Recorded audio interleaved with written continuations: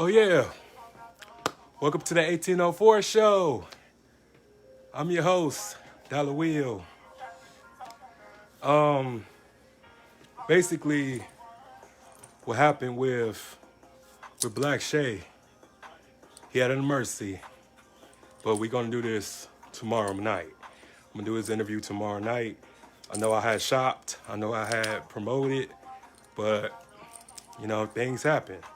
But luckily, he had reached out to me and he said what was going on. So expect his interview tomorrow night, y'all.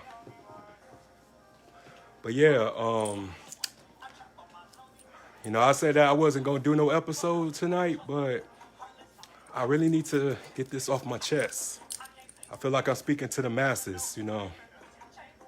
But today, while I was at work, I was talking to somebody who didn't even know me, haven't met me or nothing like that. But she heard about this show and she wanted me to talk about generational curses. And I was like, okay, well, I can see what I can do. Because pretty much I'm like the type of person that just freestyle everything. I don't write nothing down. That's what makes me a genius. To everybody want to know, I got waves. So when I get a do-rag on, don't be clowning me. But yeah, so let's get this episode rolling.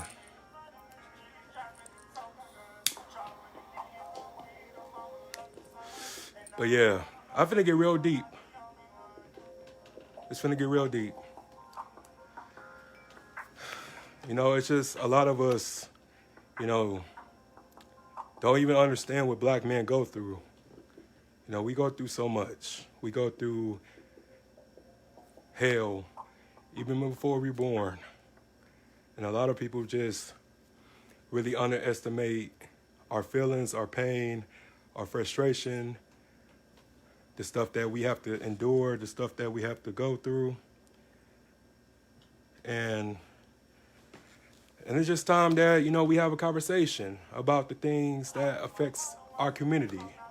And it's just a lot of us, man, we grew up without fathers. We grew up with damaged fathers, toxic mothers too, toxic and damaged and broken women too. And I'm not the type to put a particular people on a pedestal. I'm not the type of person to make someone perfect like they're an angel, because there's no angels without demons. And we have to, keep it real. We have to understand, like a lot of us are broken. A lot of us grew up destroyed, damaged. And hey, I'm not no perfect man. I'm not one bit. If anything, I'm a survivor. I have so many scars. I got more scars than excuses, and that's why I created this platform. That's why I created this show, so we can all have discussions, we can talk about things, and we can open up. Because we've been quiet for so long. We've been docile for so long, and it's just time that we get to popping. We get to having these particular stories. And I know that a lot of people ain't go really sit back and watch me, but I gotta get this out, because this is the truth. This is real shit, y'all. But I could pretty much start out with me. I grew up Saginaw, Michigan. I'm the youngest of three. The third of my father's kid. And I was pretty much raised single parent household. And as I got older, I realized my mom did the best she could to raise me. She could have threw me in a trash can. She could have killed me. She could have kidnapped me. She could have put me on somebody's porch or doorstep, but she raised me. And she did all she can do. And for that, I'm forever indebted to her. I forever appreciate that. But it's just now as a man, I realized how much I missed out on having a father and having like a male role model in my life to take me fishing, camping, working on cars, and this and that. You know, stuff that men do. You know, it took me till I was 16 to learn how to tie a tie. And I never realized how damaged my father was until I met him when I was 25. I didn't meet my father, my real father. I didn't meet my real father until I was 25 years old. For real, because when I was a child, he never acknowledged me. He never had a conversation with me. He never told me he loved me, never hugged me until I was 25 years old. You know, I would have never known what real love was unless it came from other people, fathers or uncles and stuff like that. But yeah, I met my father when I was 25 years old. That's the first time I ever got a hug from him. And I would never know if he was being genuine. I would never know if he was being real. But I waited for that for so long, to the point that I wanted it so bad. And I got it so bad because I wanted it so much. And it just, I always wanted his approval. I always wanted him to be proud of me because I did everything in my power not to become a statistic, not to be locked up, not to be an ex-con, not to be a bastard, not to have multiple baby mamas and multiple kids running around here. You know, I'm happy and I'm grateful to say that I'm 33 years old and never spent one day in jail. I don't have no children, no baggage, no any of that. If anything, you know, I have scars. I have flaws like everybody else. I'm never perfect. I never wanted to be perfect. But you ain't gonna, you know, be my age, or you ain't gonna, you know, be in your 20s without being infected with society, medicine, or epidemic, or whatever you want to call it. Because at the end of the day, we all have some things that we regret, and we all have some things that we done that we haven't got caught yet.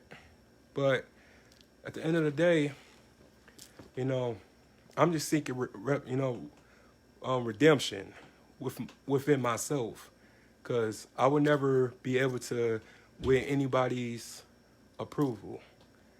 You know, there's a lot of people that have been through the same stuff that I've been through who can relate.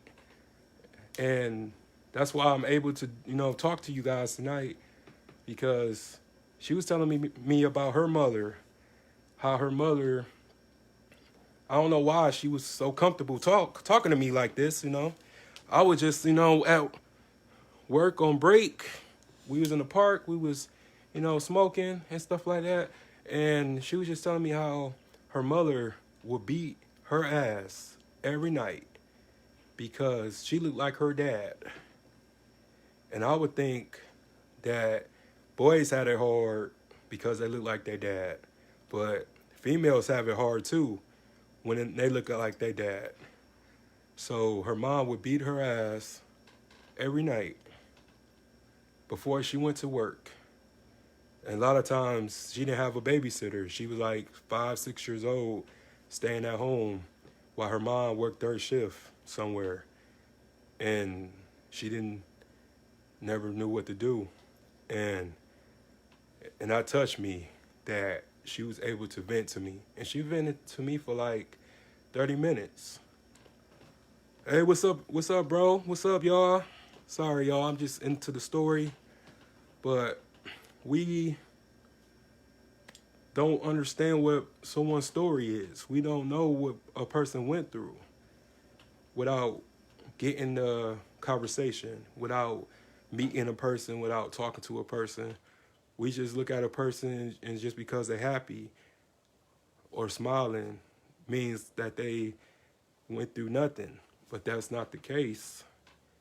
If anything, if someone's smiling all the time, it's because they have no other alternative. They have no choice. And those are the strongest people ever, man. Because, people just, like to label people as weak because they sad all the time or they depressed or this and that. A depressed person ain't weak. A depressed person is a strong person. But it just,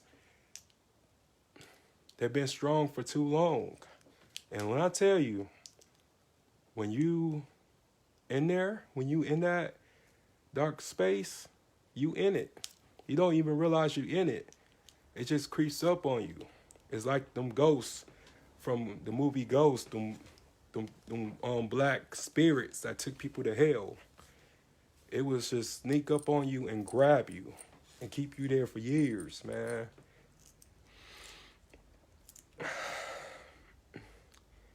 I'm a man that endured a lot in his young life, and I'm a man that doesn't have it all figured out. I'm a man that's still learning how to be a man. And it took me to meet my dad to realize that I didn't want to be like my dad. Usually, you got men who, will say like, oh, I would not be the man that I am today if it wasn't for my father. Or you have, women be like, I wouldn't be the woman that I am today without my mother. And you have sons be like, I won't be the man that I am if it wasn't for my mother. But me, I'm glad that I'm the man that I am today because I didn't want to be like my father. It was tough, man. It was really tough because I had one father, the man that raised me, my stepfather. He was in my life from the time I was a baby to the time I was 24. And then he died. And we died. A part of me died.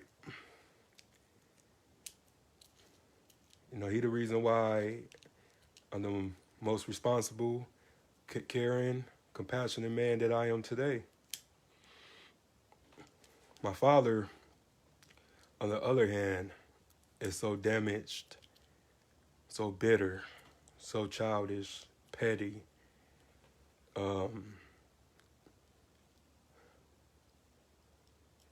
He told me to my face that I was a mistake.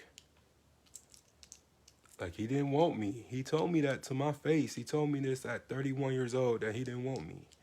That I was a disappointment to him. Because he felt like I didn't meet his expectations. And no, I'm not bashing my father. I'm not disrespecting my father. I'm telling y'all the truth. I'm telling y'all what he told me.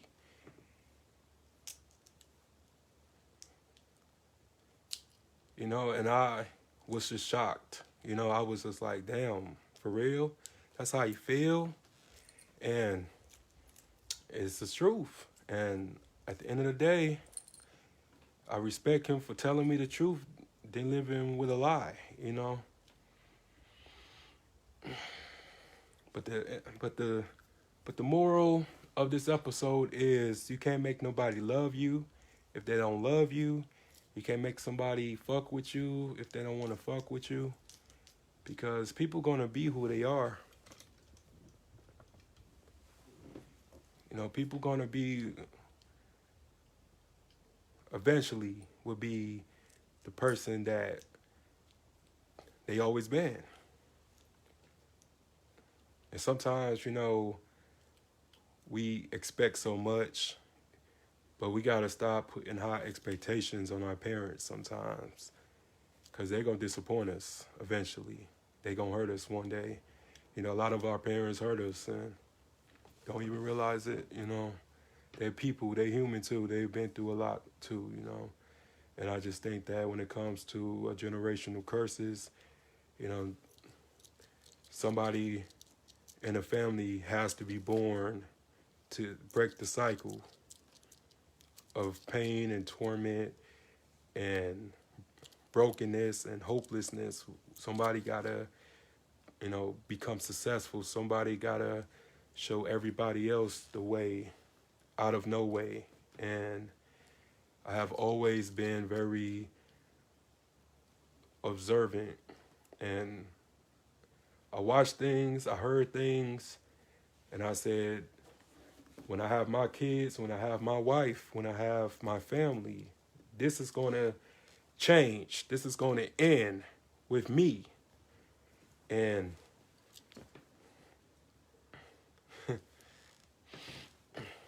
you know what? I'm just a man that's just, grateful for the transformation, the metamorphosis that I made, and the sacrifices, the things that I had to go through in order to sit down in my living room to talk to you guys. A lot of people may know my face, but they don't know my story. And I feel like, I can be the sacrificial lamb. A lot of people just be scared of what people say. People gonna judge, and people gonna say whatever they want. People gonna talk shit about you when you dead. So might as well, be able to get the whole story from your own voice and stuff like that. But yeah, man, I had to endure it a lot. I had to suffer because, I was robbed. I was robbed of a father. My father robbed me of that opportunity because none of us asked to be here. We wouldn't in heaven be like, we can't pick our parents. You know what I'm saying? We can't pick our family. We can't pick who or what kind of life that we would have during our upbringing. But what we can do is pick our adulthood. We can pick our, our spouse, our careers, our residences, and our paths, and this and that. And I feel like, despite my mistakes and despite my bad decisions, because, you get older, there's no such thing as mistakes, it's choices.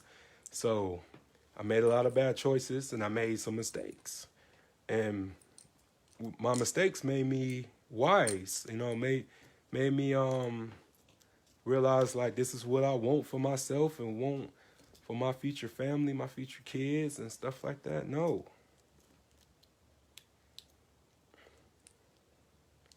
But yeah, I have made a lot of good choices. I have made a lot of corrections in my life. I have,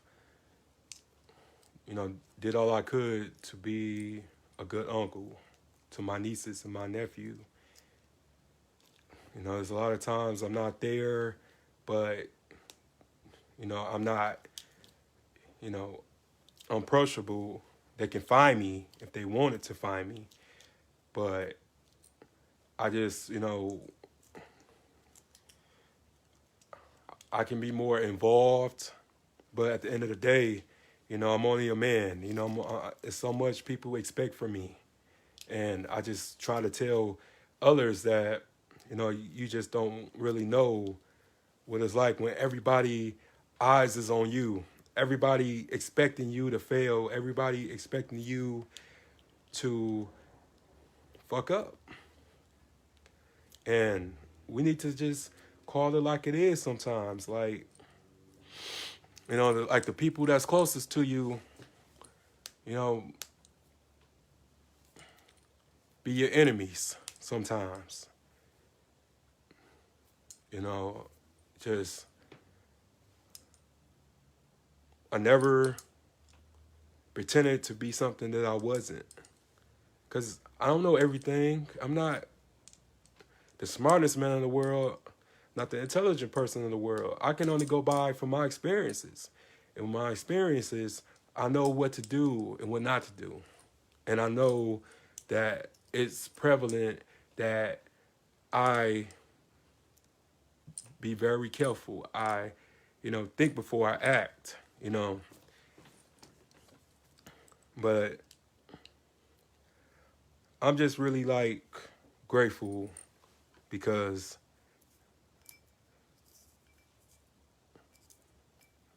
I have survived, I have managed, I have lived, and so many people use that I didn't have a dad shit as an excuse, man, as an excuse to turn to a life of crime,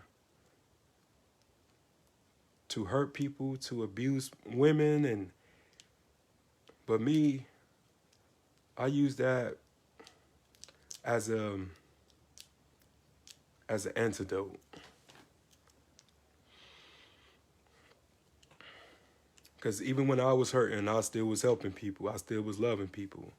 Because I was looking for love in the wrong places.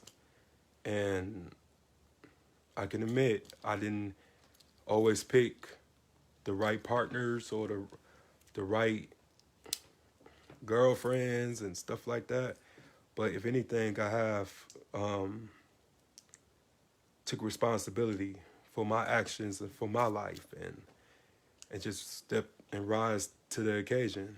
And we really need to sometimes check ourselves and tell ourselves that we can do better. We deserve better. You know, we seen a lot of our parents, including our mothers, you know, and it's the thing I need to say. There's a lot of women who feel like that us men don't understand y'all struggle as a single parent. We watched our mothers struggle. It was times that our mothers didn't have time to even pick us up and pay us attention and to nurture us and hug us because they had to work and go to school. If it wasn't for my sister, I would have not known what affection was. I would have not known what it was like to be held or to be, you know, like when I was like in pain and she would come and hug me and comfort me and tell me, little brother, it's going to be all right. I got you. I'm here for you. I would have not known what that felt like. You know, I would have not have gotten that release. And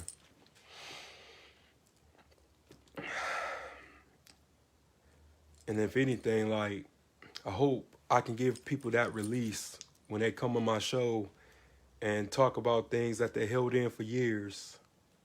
Because I know what it's like when you have no one to talk to, when people bypass you, when people gaslight you, and people tell you that, oh, it's okay, you know, or man up, or girl, you know, you gotta, you know, pull through it and all this other stuff.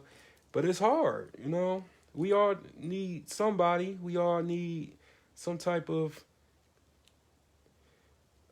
priesthood, you know. We all need a healing circle or healing circles. You know, we don't really get that, you know.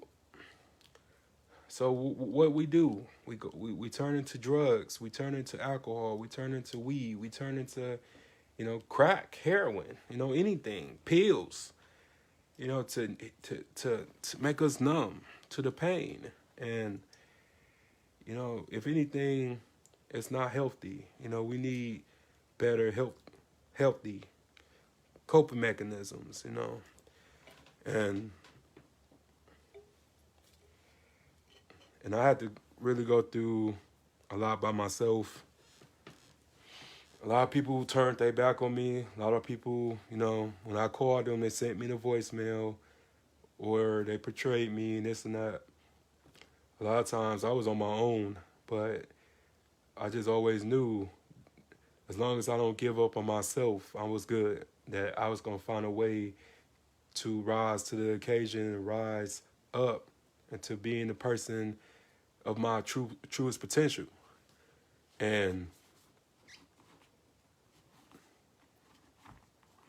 I can say that I never abandoned my family. I never abandoned my mother, never abandoned my sister. We may have our falling outs, you know, that like any other family, you know, when you go weeks or months without speaking to each other.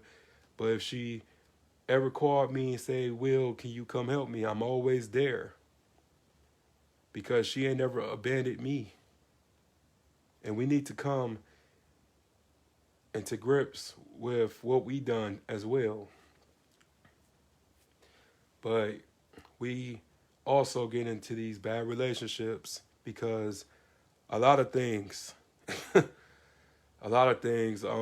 we repeat from our childhood. What's up, bro? How you doing, man? Welcome to the show. But a lot of things that we repeat from our childhood.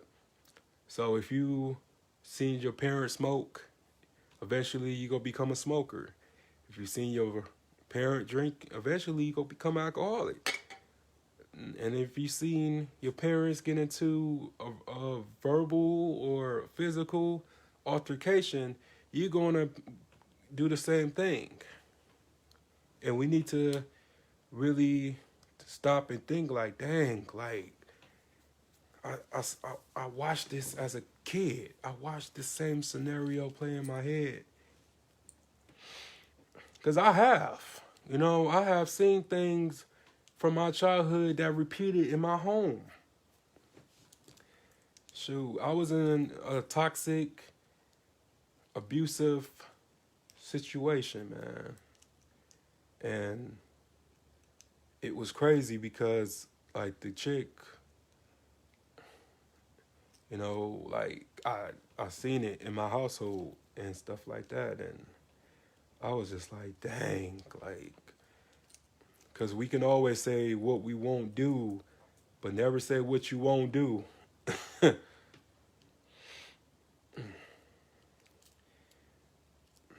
But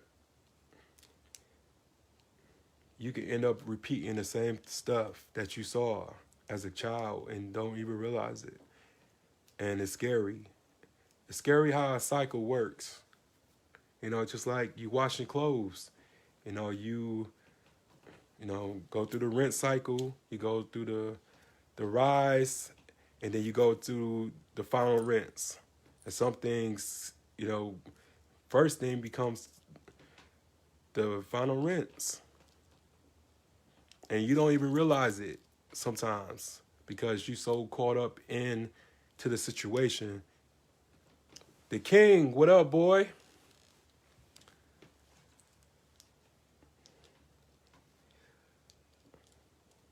But yeah, you just be so caught up sometimes that you don't even realize that you're repeating your entire childhood while you're an adult. That's how scary a cycle is, man. But we got to catch those things sometimes. We have to stop and be like, okay, if this person worth me losing everything I have, if this person is worth a record, this person worth going to jail, being around a whole bunch of men all day, can't, get on Facebook, can't, inbox the hoes and sorry, but I'm just keeping it real. But, we have to sit back and think about those things, you know what I'm saying? And going to the store, getting a bottle, having a lovely evening, just watching Netflix and all this other stuff. Like, it's worth all that. Yeah, bro. Yeah, man. We focus on the wrong things sometimes.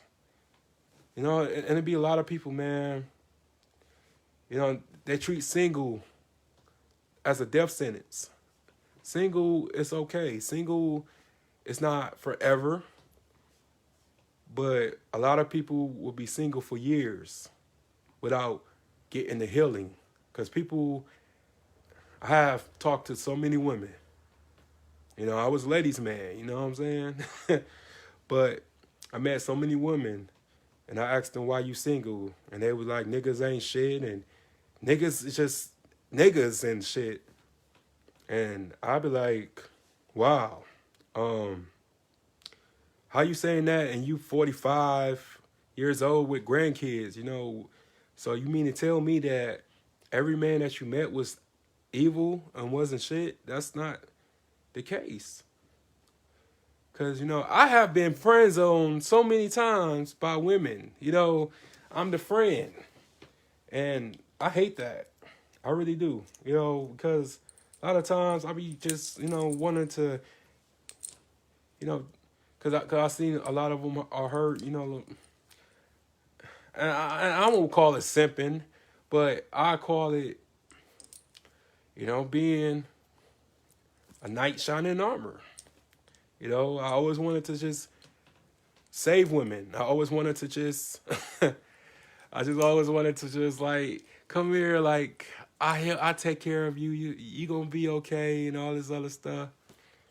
But a lot of them love them toxic women and toxic men. You know, so we gonna keep it real. You know, a lot of them prefer women now because they say we can't handle them and we're not suitable for them. And I just think that it's wrong because you know not all of us is bad, and I mean not all of us. I mean black men. Like there's some black men that's smart, that's independent. We ain't all you know shacking up with no woman. We all you know ain't at the crib playing a video game all day while she go to work. You know I pay all my bills by myself. You know what I'm saying? I wish I had a sugar mama. I wish I had some help, but I prefer that way. And because no one can control me. Nobody can belittle me. Nobody can defame my name and this and that. Because I have been through that. You know what I'm saying? Living places where you didn't belong. Where you didn't feel welcome. You know, you ever been staying somewhere and then people think you sleep and you wake up and they talking about you. And they talking about, oh, I can't wait till they get their asses out my house. I'm so sick of him and this and that. And you like, damn, like, you be like, oh my God, like what the fuck I do, you know? I went through that. Staying with my grandmothers and staying with my sisters, staying with everybody, man. I went through that. I went through hell, man. It ain't no worse feeling than not feeling loved, not feeling welcome. And then when you finally get a chance to meet the person that neglected you and abandoned you, and they don't love you either, so what's left? Who gonna love me then? And I'll tell you, while you spent all your life searching for love and finding somebody who's gonna love you for you, this whole time, you just needed to love yourself. Because when you love yourself, then the love is going to come. You don't have to go find it. You know, the love is going to come to you once you start loving who you are and what you are. And that's just how we can break this generational curse. Because we all have them in our family. No matter how we pretend and how we act like we so perfect and we loving, it's some damaging. It's despicable things that happens behind the scenes. A lot of people fronting. Shit. It's times that one family won't get together unless somebody dies. It's times where a family won't get together unless it's a wedding. Because I lost both my grandparents. You know, I don't have no more grandparents. You know, my father's mother just died 2 years ago. My mama's mom died 4 years ago. I don't have any grandparents, and my grandfather died when I was 11, and my mom's father died when she was a child, so I never met him. But I would love to still have my grandparents. So if y'all still have y'all grandparents, go visit them, go see them, go hug them, go kiss them, go appreciate them. Because I don't have no grandparents anymore. And then when the grandparents die, the family dies. The family that you grew up with, everybody go their separate ways. after they die. Everybody go their separate ways. And people won't even fuck with you. Your own cousins, your own aunties, uncles will walk past you like you a stranger.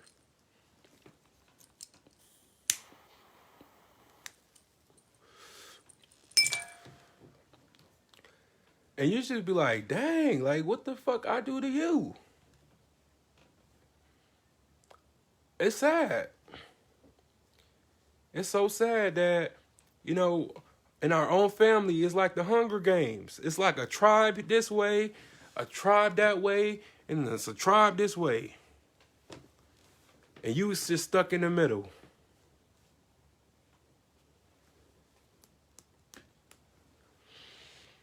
I hate for anybody to have to go through that, man. We got to do better, black people. People in general, we got to do better.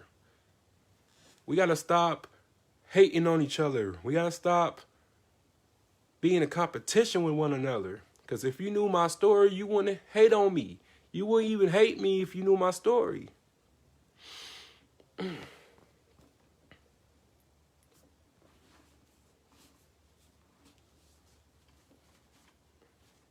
I'm just a 33-year-old man that has been through hell and back. Have you ever felt like you was hearing voices in your head and people was telling you in your head that nobody loves you, nobody cares about you, you better off dead, you better off shooting yourself? You know, like I speak and move in silence sometimes. Like a lot of people didn't know that I wanted to die. You know, I wanted to go. I ain't feel like this shit no more, you know. But I just said to myself that, you know, that's not me talking. That's the devil talking. And he wasn't going to win. Because whether people tell me this or not, I know I'm loved. I know that I'm needed. Why? Okay, I don't think we're friends, Javon, but I went through a lot of deaths in my family. I had 8, 9 people die in 5 years. And I've been to a lot of funerals and stuff like that. One of them was my brother, one of them was my stepfather and cousins and pretty much everybody. So pretty much, man, I'm the last person left out the males that I grew up with. I'm the last person that's living.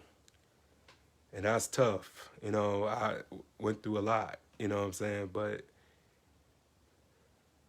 yes, it's natural, but usually it's a grace period. You know, you have one person die. You probably get like a year or 2 or 3 years to cope with their death. But me, it was back to back to back to back to back. It wasn't no grace period. And no matter how strong you is or how tough you is, the mind, the human brain is so fragile, bro. You would think the human brain weighs a lot, but it doesn't. It's puny. Our brains are puny, bro. There's only so much it can take. And me, already having 3 concussions from playing sports, my brain is so fragile. And it was only a matter of time before my brain was going to react to that trauma, because it took so much head trauma before. And you think you know depression, but you don't. And when you in your head for 8 hours on your job, not talking to nobody, but you stuck in your head and you can't get out, that's deep, bro. And I tell people this all the time, that I don't try to make people feel sorry for me. I'm telling y'all the truth. I'm telling y'all my truth. Hey, baby mama. Thanks for stopping by.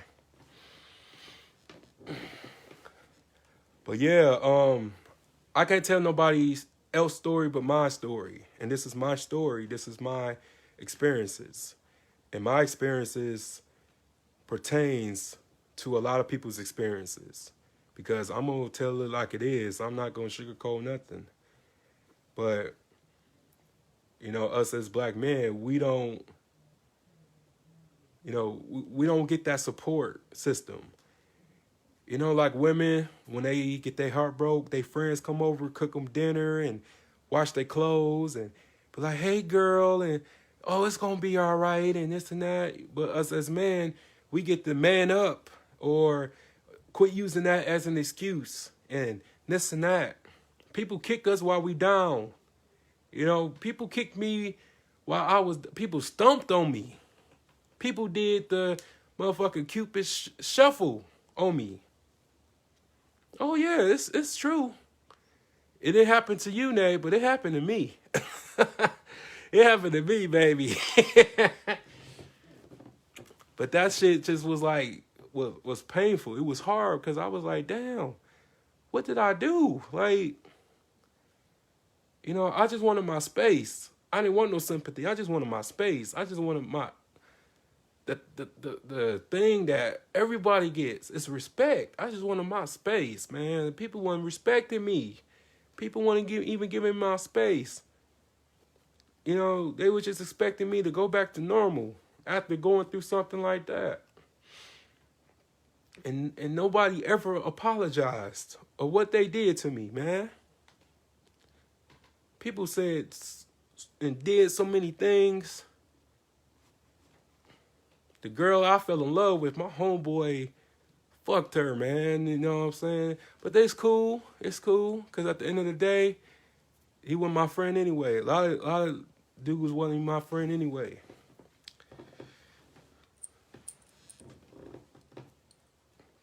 But at the end of the day,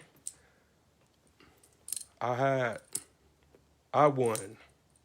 I have beat any and everybody who came up against me. Depression, my dad, life, I beat them.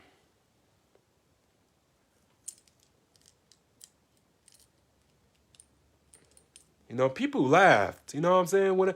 When I had this first episode of the show, people laughed at me. People criticized me. But they were shocked. They were shocked at how many people fucked with me, man. People were shocked of all the guests I interviewed. They ain't think I was going to stay relevant here. You know what I'm saying? They ain't think I was going to, you know, blow up like I did. And I really ain't blowed up. It took for my homeboy when he had his son.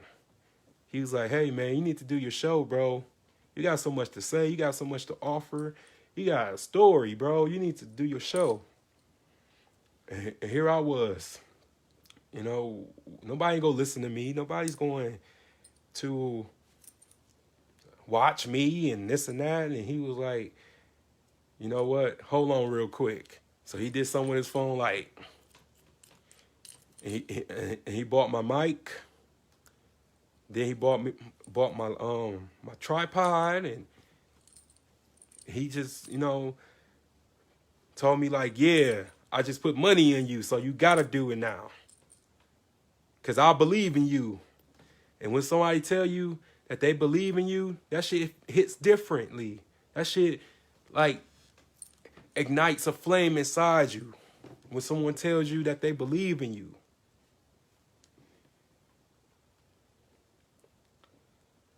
So for everybody who left me during my darkest hours, if I blow up, don't come back. Don't come looking for me. Because it's easy to leave than it is to stay. You know, we all fucked up. You know, in some way and shape or form, we are all fucked up. But I never abandoned anybody. Even if I got tired of them, I never abandoned them.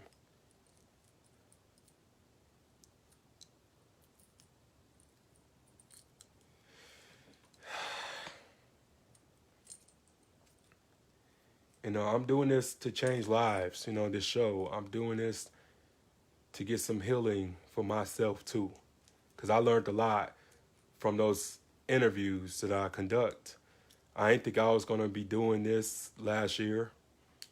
Like I said, I was wounded. I was heartbroken. I was hurt. But that's just it just shows what a person that believes in you can make you and could make you become.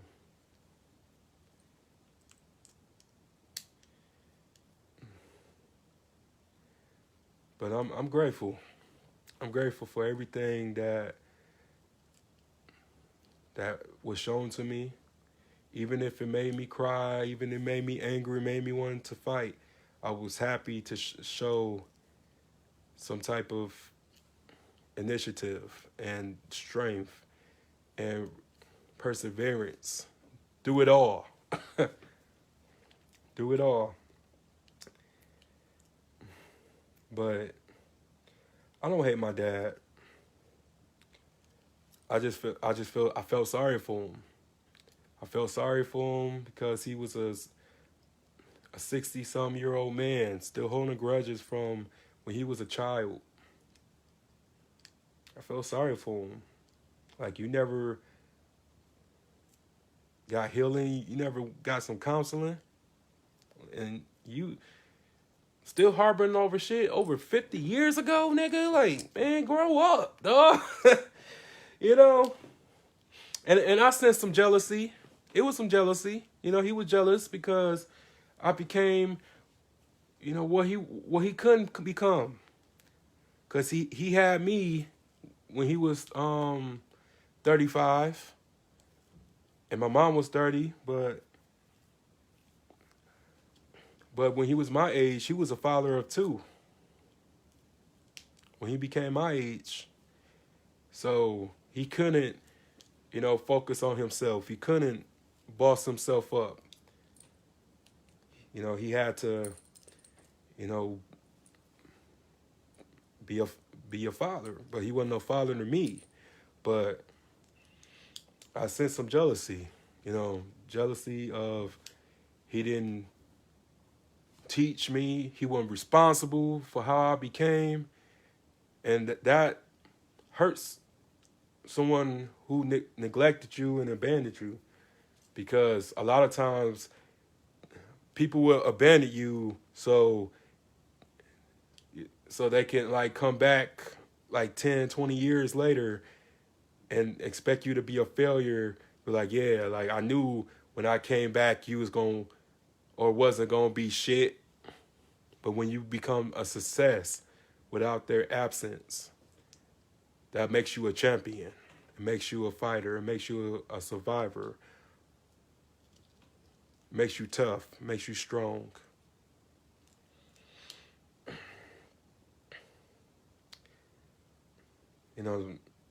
Maybe, I always have these thoughts in my head, like, how would have things been like if he was around, and if I lived with him, and, maybe a lot of things would have been prevented, or maybe not. I probably would have been a totally different person.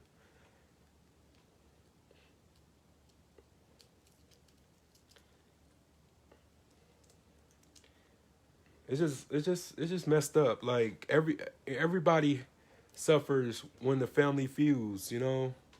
Everyone suffers, from the parents, from the children, and then when they have children, they suffer too.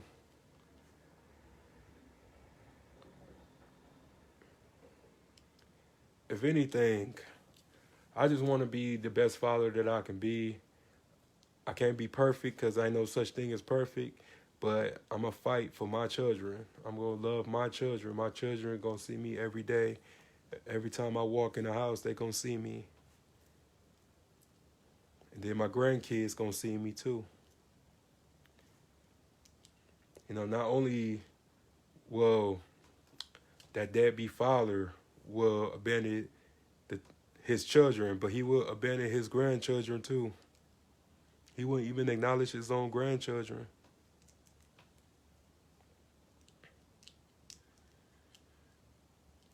But that's okay, because they got Uncle Will. They don't need that grandfather, because they got their uncle. And their uncle loves them. You know, that's the second generation. I mean, third generation. Sorry.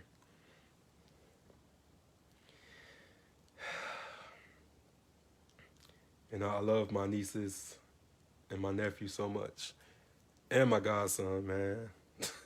I'm a godfather, you know. I'm a goddad. I never thought I'd see it.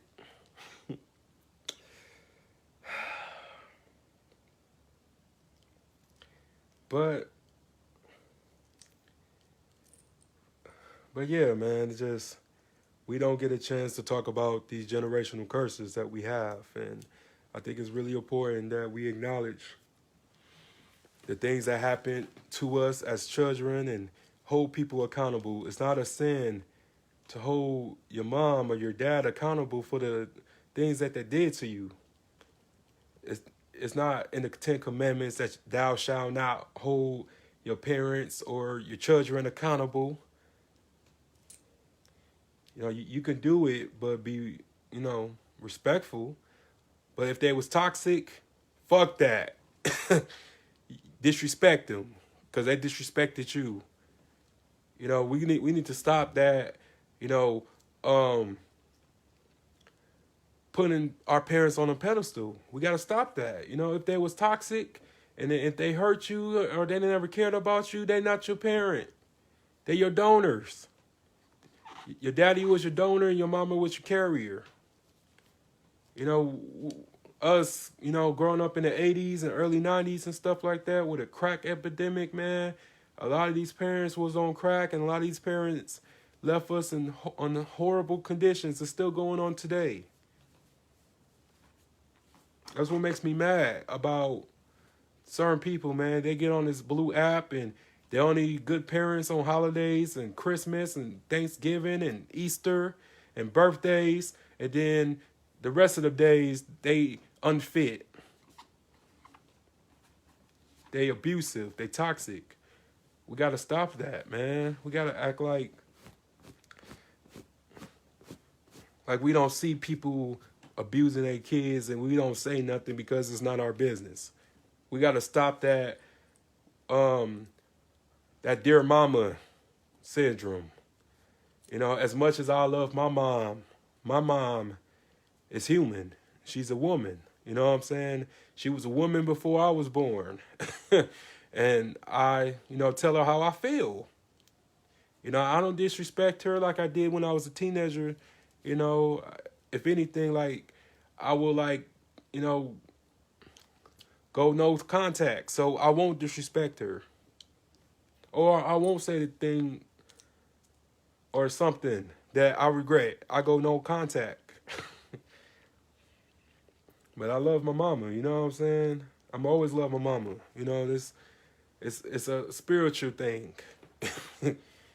Kindred spirit, you know, like, you always love your mom. It's in your essence. Because that's the first person you met and when you was in the womb is your mama. You gonna always have a spiritual connection to your mama. But you don't have to let anyone or anybody disrespect you. You know, we always heard, you know, stay in a child place, but you can't stay in no child place when you're a grown man or a grown woman. You can't stay in no child place. You're not a child. You grown. You're an adult. You a taxpayer.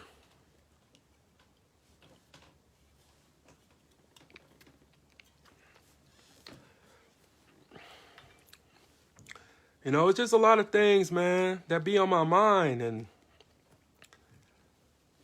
there's a lot of just these weak men and these weak females, man.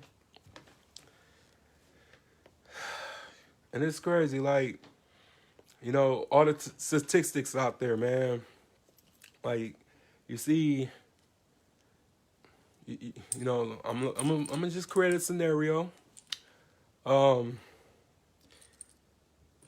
you know, one day a daughter goes to their mom, telling their mama, "Hey, your boyfriend raped me," and then the boyfriend be like, "No, man, that bitch lying, man. Who you gonna believe? You gonna believe her lying ass over me?" You know. And in most cases, these mothers would believe their man before they would believe their daughter, and they would go beat up their daughter, talking about, you know, oh, you a hoe, and you know he don't want you, he want me, and you better stop that, and this and that. And what the daughter's supposed to do? You know what I'm saying? It's crazy. You know,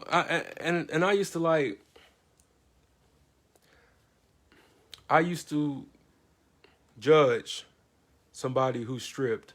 I used to judge somebody who sell their bodies. I used to judge a lot. But you don't know someone's situation. You know, I met one of the coolest ladies when I was 20 who was a prostitute, and when I was homeless, I was staying with her and stuff like that. You know what I'm saying? She used to turn tricks and shit, but she gave me a place to stay. She cooked for me. She gave me a shoulder to cry on. She was my support system. And this was, 13 years ago. But, she was just telling me how, she came from a broken home. Her mom kicked her out when she was 12, and she been on her own ever since. So you don't know what someone went through. But I don't judge what you do. I judge how you feel and how you are. What's in your heart. Because we all have a story. We all have a past. But it's just a lot of people, man, just so quick to pass judgment on people's lives, man. And I wish that people would stop that. People don't need to be doing that. Because if anything, you can just ask a person. If they don't feel like telling you something, cool, that's fine. Leave it alone. But we're just so quick to judge people, man. And I get judged all the time. I get judged every day, but, I don't care. I mean, what y'all expect? I'm 33 years old. What y'all expect? Like, you didn't know everything when you was 33. It took you years for you to figure it out. So let me figure it out. I don't think I know everything, but damn, can I live? Can I make mistakes like everybody else? Or can I learn from your mistakes? Because it's obviously you still making mistakes. But you just haven't got caught yet. But you make mistakes too. Everybody been through something.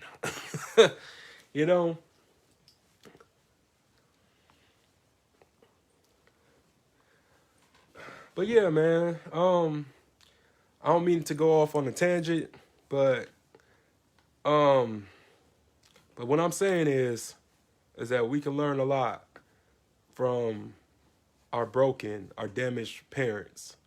We can learn a lot, and we can choose not to be like them.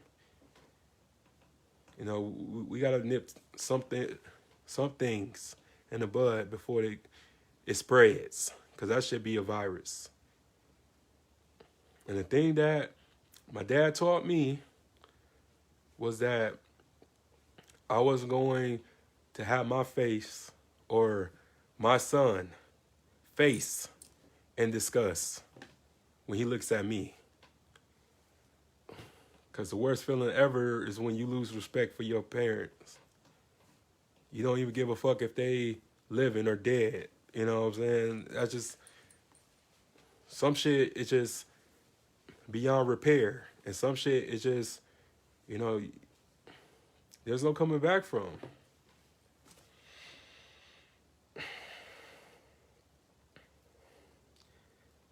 Because when you hurt my mom, you get sentenced to death. Like, I wanted to kill my dad. Because he hurt my mom. I wanted to kill that nigga, man. Like, y'all don't understand. Like, when you hurt my mom, You going to the motherfucking you going to death row. You a death row prisoner when you hurt my mom. And the date of your execution is when the next time I see you. But my mom had to, beg me, like, don't hurt him.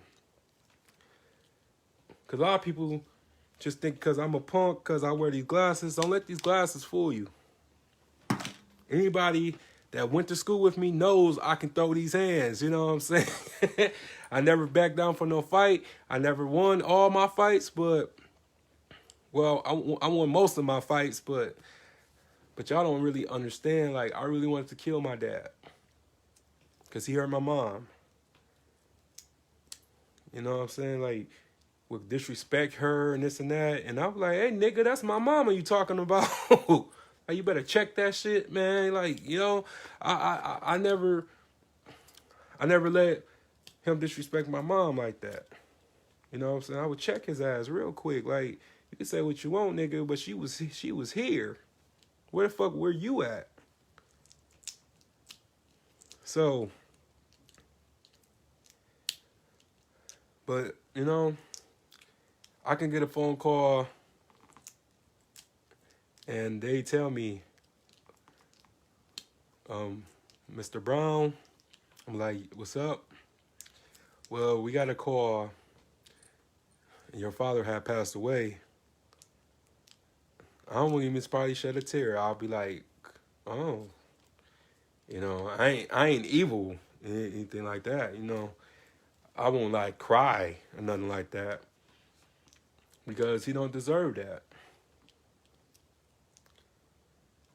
Because when a person choose to treat you like shit because they got treated like shit, there's no compassion. Like, I quit having compassion for a grown person, for a grown man.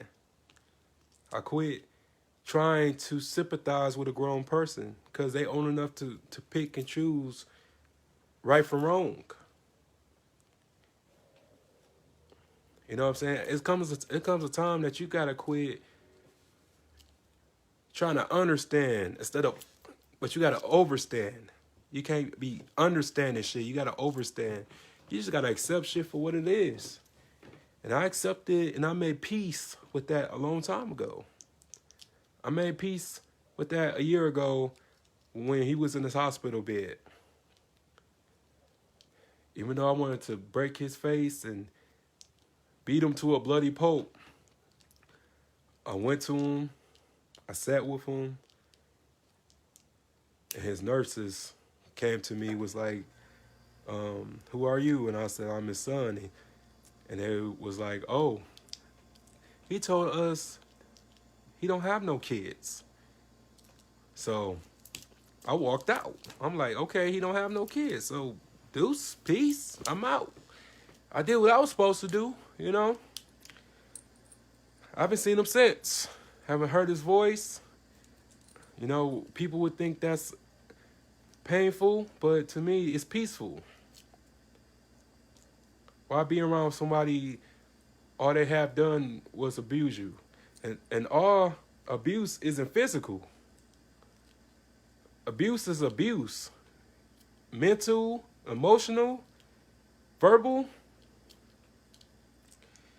He never physically abused me because I would have whooped his ass, but the other shit was more painful enough for me to walk away.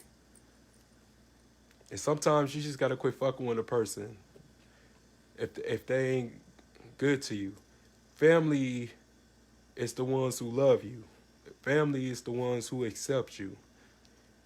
They don't make fun of you. They don't criticize you. They don't gaslight you. They don't put you down.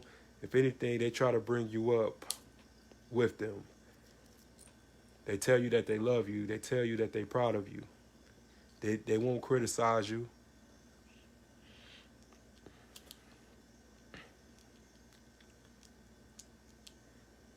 It feels good that I got to where I was at with people that supported me, people that saw something in me that I didn't see, People that never left my side when things got difficult.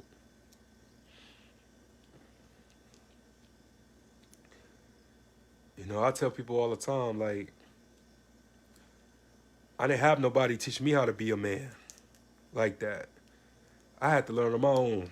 I'm still learning on my own. Because whether you tell me things or not, I can only take it to consideration. But, I gotta live my life. You can't live my life for me. I gotta live my life for me. So there's no shame. We all, on the chessboard. Whether we know it or not, we all in this thing called life. So, but if you're working, if you got your own place, if you're going to school, if you don't got no felonies or no misdemeanors, if you're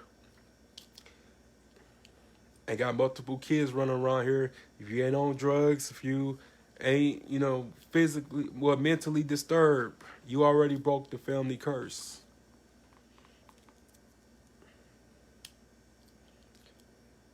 You know what I'm saying? Just because somebody is born into your family doesn't mean you stay family. And that's okay. There's nothing wrong with that. Like I said, you can't make somebody fuck with you and they don't want to fuck with you. I got a lot of people in my family who don't want to fuck with me, but I don't give a fuck. I don't care. Because you missing out, not me. I've always been a good person. I'm not perfect, but I've always been a good person. Always came from the heart, always been smart, always been my own man, always marched in the beat of my own drum. But shit, I can't please everybody. I can't satisfy everybody. Or damn sure can't make people happy. I'm not responsible to make people happy. I'm responsible of making myself happy. I'm responsible for my life. What's up, Danielle? I gotta tell the truth. Oh, man. So, it's funny, man. It's really funny how we deal with grief, just in the black community. People think they did something when they tell you to go to church and pray. But when you have those, late night nightmares and you waking up tossing and turning and sweating, and you trying to call the person that told you if you need anything, just call me, and then they send you the voicemail. Or they change their number. Or they telling people you crazy.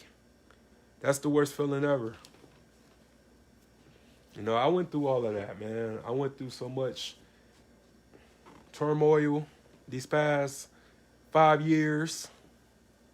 But I just told people that, I made it.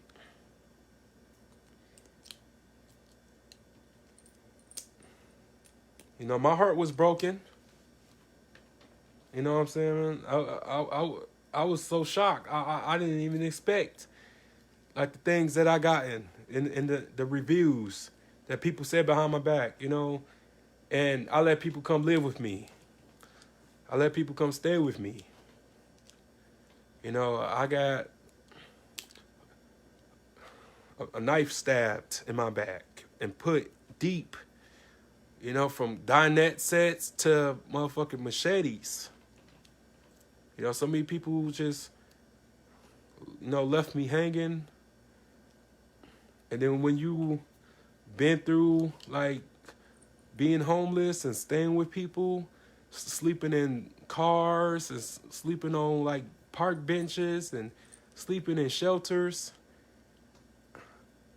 you always remember what that feel like. You Don't ever want anybody that you love to be out on the street or be living in those type of conditions. So you tell them like, hey man, come over here, man. You crash on my couch.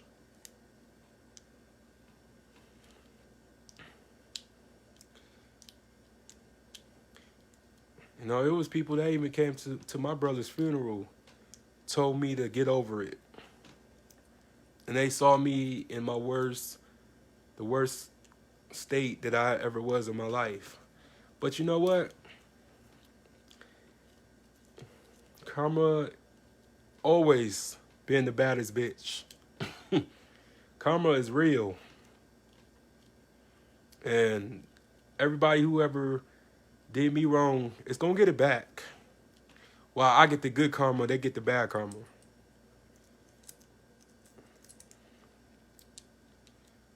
And I appreciate everybody who been showing me love and sharing the videos, watching. Wants to be a guest, you know? Like, y'all made this possible. I just was the blueprint, but y'all are the ingredients to making this show great. And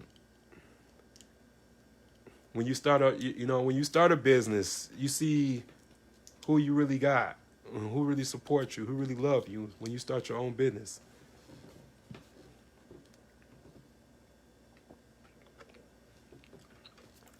You know what? I like this view. I like sitting over here. I might do my videos a lot more from over here. You know, a lot of people like, oh, we can't see you and this and that. So I like this. You know, this cool. But yeah, when you start your own business, you really, realize who really care about you, who really got your back, who really supports you, and stuff like that. You know, I broke the family curse because nobody in my family been a businessman or own their own business since my grandfather. So, cheers to me. Yay. I'm sorry. I gotta talk my shit, sorry. But I beat my family curse. And you can too. And whatever you want to do, go do it. You see what I accomplished in 2 weeks. I only had the show for 2 weeks, but I'm down to 10 episodes now. On my own rights, publishing to the company, the logo, the theme songs, images, whatever. I own it. I just started off with a plan. And I knew who to talk to. I knew who to go, where to go. I interviewed 7 people in 2 weeks. We had some monumental episodes. I had episodes that made people cry. I had people, coming to me was like, man, thank you, man. You told my story, Me. I'm just a nigga from Saginaw, you know what I'm saying? Saginaw, Michigan. My stuff and my episodes reached Detroit, reached Atlanta, reached California, you know what I'm saying? Even when I tag y'all, you'd be surprised who's watching. So I know my show is gonna do good. My show is gonna go, national. I believe in myself so much that my show is gonna be, get to the right hands, and it's gonna get picked up. We all gotta start somewhere. But the difference between me and you is that I started. I started. So, what's your excuse of starting your dream? You're not too late, or you're not too old, or too late. What's your excuse?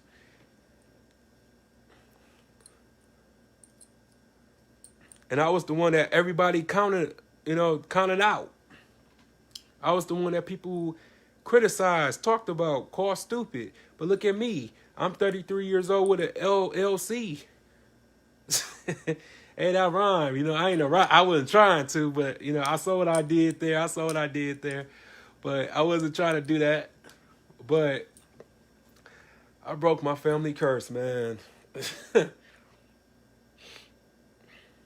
And I owe it all to y'all, man.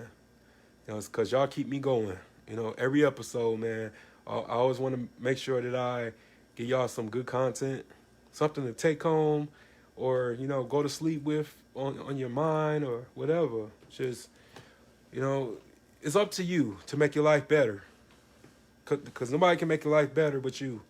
Nobody can change your life but you. Because we like to, you know, play victim. We like to play Denzel in distress and act like we trapped in a castle with a dragon, or we need like a knight in shining armor to come and slay the dragon and pick us up and rescue us and take us back to the whatever.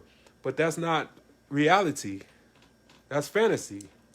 Reality is, whether you're down and out or whether you're depressed or whatever, you on your last leg or your last round, get off your ass and do something about it.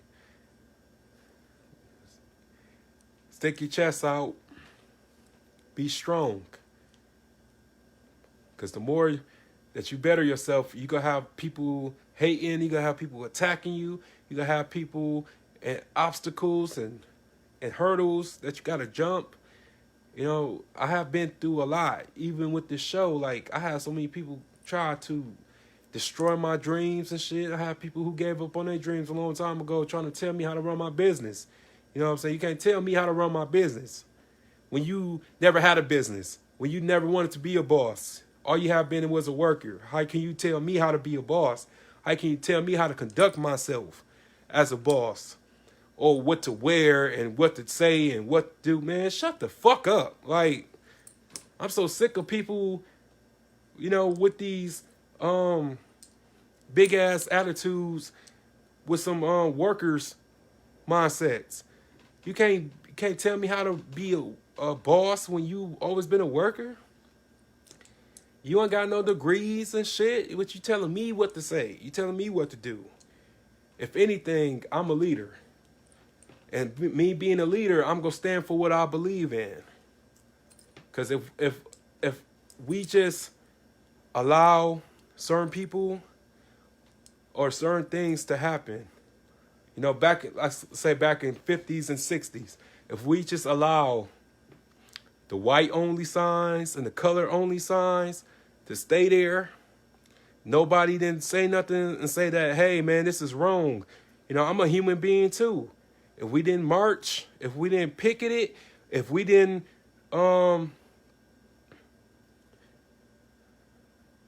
sit at lunch counters and stuff like that, then, you know what I'm saying, we would still be colored. We would still be niggas. We would still be Negro. And I'm not saying that. I'm not saying that it's not okay to be a follower, because I was a follower. I followed behind my leader. Then I became one. And I learned how he conduct himself and apply it to my own.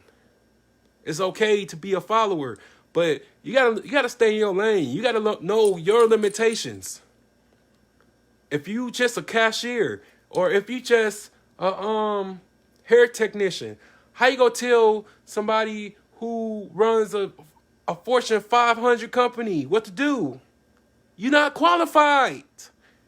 So when you're not qualified, then act like you're not qualified. Everything isn't meant to be said. Everything isn't announced. It shouldn't be announced.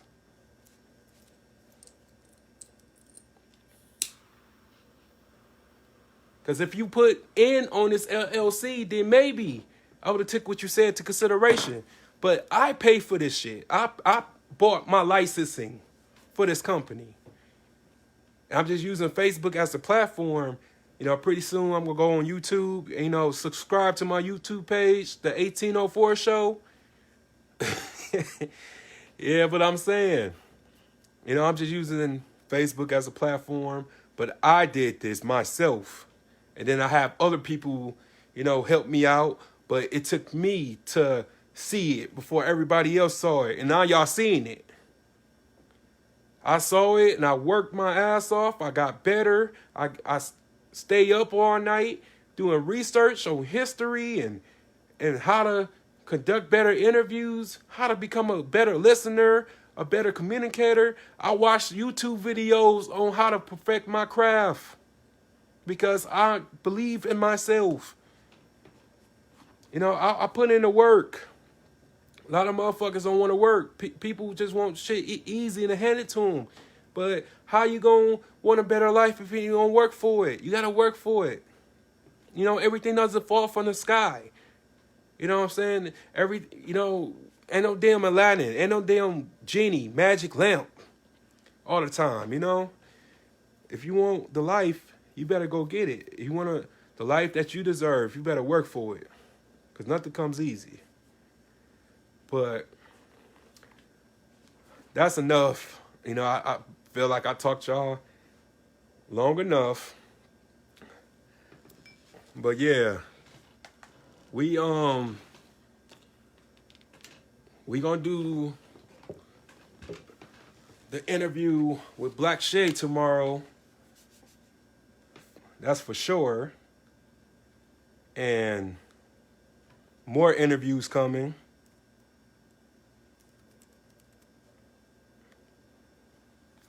But yeah, man, I'm just happy, man. I'm just happy for everybody who supports me, everybody who comes and show love, man. Because you guys keeps me going. You know, I just think about y'all all day. My fans, my supporters, you know.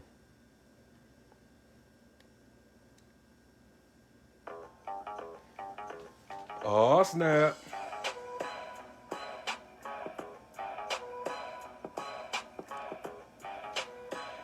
It's one of my theme songs for the show, by the way.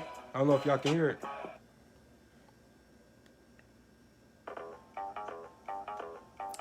But yeah, I've been working.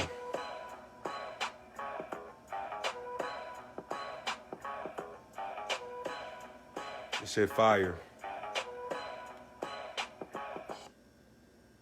I love this. You know, I've really been grinding. You know what I'm saying? Trying to give y'all some well, this another song for my show. You know, we doing it. And I promise that this show is gonna get new heights and leap new heights, and we gonna turn this thing around.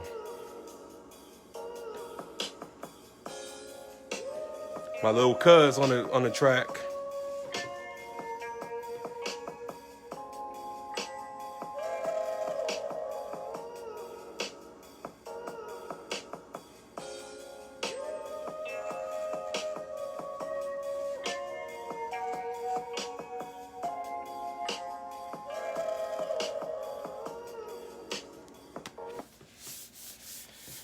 Whew. Okay, guys, that include this episode. Man, I didn't think I was talking to y'all that long. I ain't know. Wow, it's the longest episode I have.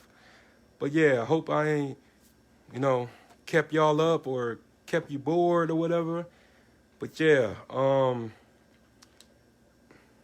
if you're going through something in your family, it's up to you to fix it. It's up to you to fix it and change and, reconstruct it in your way.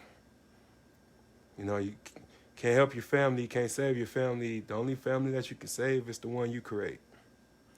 All right, everybody, have a good night. Peace.